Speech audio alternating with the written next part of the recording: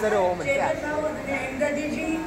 आजचे सत्कार मूर्ती आदरणीय बाबा करगुळेजी, वैष्णवीताई, साधे सर, भंडारीजी, उपस्थित सर्व मान्यवर आणि उपस्थित माझ्या भगिनीनो, अक्का छेल्लेलू, विद्या आणि सर्व मान्यवर, मी आपला संजू बाबा बाबा करगुळेला मनापासून वाढदिवसाच्या शुभेच्छा देते. मी संजू बाबा म्हणली कारण का तो संजय दत्तचा खूप मोठा फॅन आहे. बाबा जेव्हा जेव्हा मुंबईला येतो तेव्हा मला नेहमी काही एकदा संजू बाबाला भेट. बाबा नक्कीच या वर्षी तुझी संजू बाबाला भेट करून देणार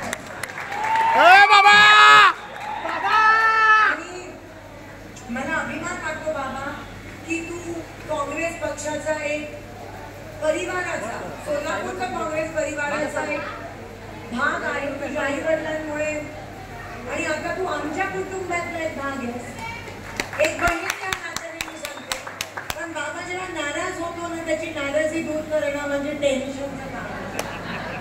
बाप रे, जेव्हा नाराज म्हणजे 4-5 दिवस, आता मला स्ट्रॅटेजी माहिती पण मी कोणाला सांगणार नाही काय करायचं. बाबाला खरंच आभार, शुभेच्छा माझ्या तुझ्या बहिणीकडून. आणि बाबाकडून एक शिकले की फक्त लढ म्हण, आणि जेव्हा फक्त लढ म्हण असे शब्द माझ्या मनात येतात तेव्हा बाबा करगुळेच माझ्या डोळ्यासमोर येतो. ज्यावेळेस आपल्या देशात, आपल्या सोलापुरात पंतप्रधान आले होते त्यावेळेस कोणीही तयार नव्हतं, पण बाबांनी ती जबाबदारी घेतली हेमकटीजी तुम्ही म्हणाल्याप्रमाणे, आणि ते काळे झेंडे दाखवले आणि तो गाजला सगळीकडे. पूर्ण महाराष्ट्रामध्ये तो व्हिडिओ व्हायरल झाला. एवढाच नाही पण तो लाठीचार्ज झालेला व्हिडिओ पण सगळीकडे व्हायरल झाला. आणि परवा जेव्हा मी मुंबईत होतो, बाबा आणि वैष्णवी आले होते आणि राहुल गांधीची यात्रा मुंबईत संपली आणि बाबा म्हणाला ताई एक फोटो, कारण का भारत जोडो यात्रेच्या वेळेस फोटो नव्हता मिळाला. आणि मी राहुल गांधीजींना सांगितलं की आमचं युथ काँग्रेसचा अध्यक्ष आहे, त्या तुमच्यासोबत फोटो. म्हणाले बोलाव. आणि बाबाच्या गळ्यात गळे घालून राहुल गांधीजींनी फोटो घेतला. चालत होते, बोलत होते, चालत. आणि मी तेव्हा राहुलजींना सांगितलं की इन्होंने मोदी जी को काले झेंडे दिखाए थे. तो राहुलजी म्हणाले और दिखाओ. तेव्हा फक्त बिचारी वैष्णवीचा चान्स गेला, कारण ती कुठेतरी मागे होती, पण बाबाने तो चान्स मानला. असो, पण बाबा तू खरंच आमच्यासाठी संपत्ती आहेस. आणि जेव्हा तुला मी सांगतो लढ, तेव्हा तू लढतोस.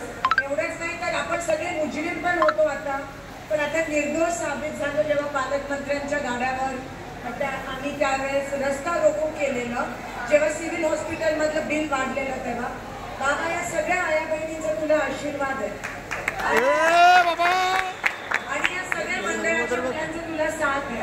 आणि ही खरी संपत्ती आहे, ही खरी संपत्ती आहे. आम्ही तर आहोतच तुझ्यासोबत, पण हे वाढत झाले, ही खरी तुझी संपत्ती आहे. हे जपून ठेव, एवढंच या ठिकाणी सांगते. साहेब, बाईसाहेब, आम्ही सगळे नेहमीच शेवटपर्यंत तुझ्यासोबत. हे तू मनात कधी प्रश्न निर्माण नको सांगते. आणि बाबा तुला मनापासून शुभेच्छा देते आणि पुन्हा एकदा हॅपी बर्थडे. काँग्रेस पक्षाचा माननीय केंद्रीय गृहमंत्री माजी सुशीलकुमार शिंदे साहेबांना विनंती करतो आपल्या या ठिकाणी शुभेच्छा.